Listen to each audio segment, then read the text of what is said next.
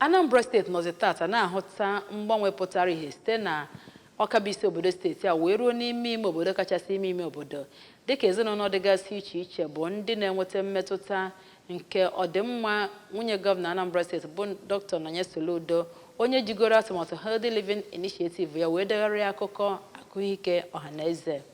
Onye ọla bụ Chibụzọ Obidike kọrọ na nwunye gọvanọ bụ Dr. Nonye Soludo mere ka nweta nke a n'oge ọ na-ekwu okwu n'oge ọgbakọ World Conference achịkọbara na nso nso a. Gere ya bụ akụkọ n'uju. Soludo mere ka amata na mgbochi ọrịa ịba enwera usoro ọhụrụ na nkesa ụlọ mgbochi anwụnta nke karịrị 3,000 nyegara ụlọ akwụkwọ dị iche iche. Ya bụ nwaanyị onye si n'ọnụ kọmishọna na-ahụ maka ahụike wee kwuo okwu kwuru na ewegarara ndị karịrị 14,000 bụ ụmụaka ndị ekwesịrị inye ezigbo nri. O kwukwara na dọkịta Soludo na-emegasị ọtụtụ ihe nke eji agbanwe ndụ ndị mmadụ ka ọ kawanye mma mekwa ka ha nwee ezi ahụike.